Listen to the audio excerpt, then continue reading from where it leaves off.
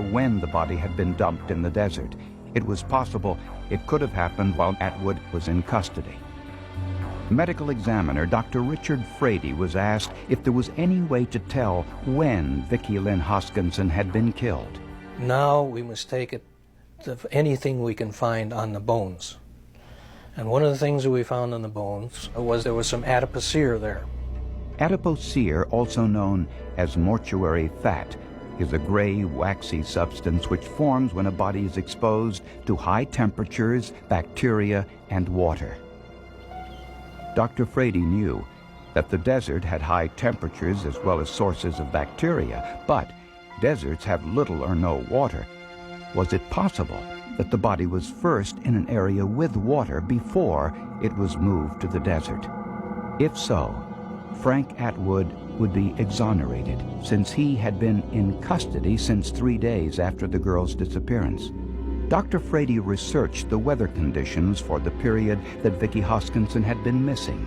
We found that within a day or two after she had disappeared, that there were heavy rains in that area.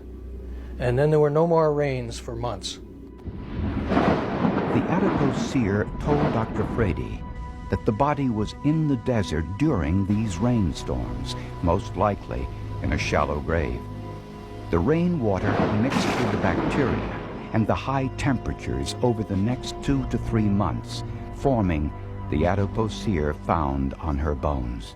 We now know that the body had to have been there during these heavy rains. Had it been a month later, 2 months, 3 months, it would have been dry and the body would have been mummified, and you would not have seen the adipocere. This put the time of Vicki's death within a day or two of her disappearance. Prosecutors believe that Atwood was cruising the Tucson area for a child the day Sam Hall saw him near the schoolyard. Fortunately, Hall had the presence of mind to write his license number down on a piece of paper. A half hour later, Atwood saw Vicki on her pink bicycle a block away from the school. He accelerated into Vicki's bicycle, knocking her to the ground. The bumper hit the bicycle just under the seat, which produced the double transfer of paint onto his bumper and nickel from the bumper onto the bicycle. The bike wedged beneath the car's gravel pan, leaving an indentation and scratch marks. Where are you taking me? Shut up, kid. Just get in the car. I'm gonna take you home. Atwood forced Vicki into his car, possibly with the promise that he would drive her home.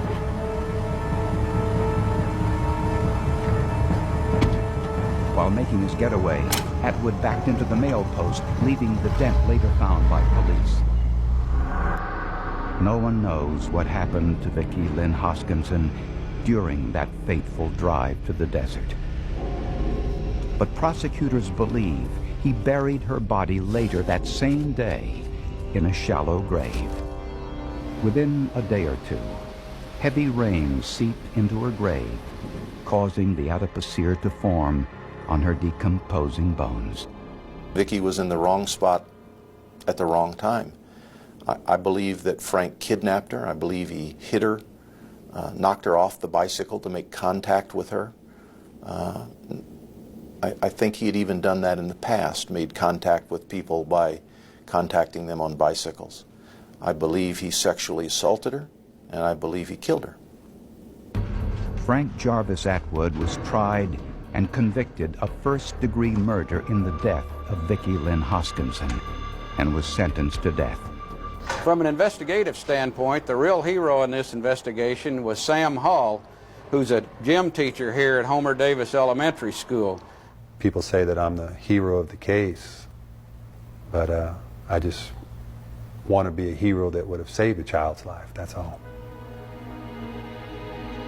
I'm not a victim that will ever forgive the perpetrator, the murderer. I will never forgive him. And I don't visit the cemetery because I don't believe that that's where she is. When Atwood left her in the desert, that's where she was laid to rest.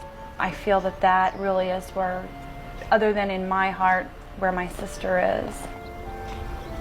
There was one time when I was going through a really tough time, trying to come to a peace about her death,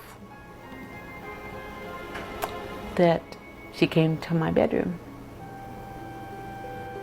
And I woke, I was like, I'm sleeping, and I hear these little pitter-patter of feet and this little tapping of mama, mama, mama, and I look up, and you have to understand, this is after Vicky's been deceased.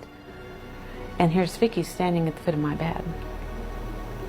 And there's this white light surrounding her. And she's saying, Mommy, I'm okay. I need you to be okay. And then she disappeared. That was a turning point for me.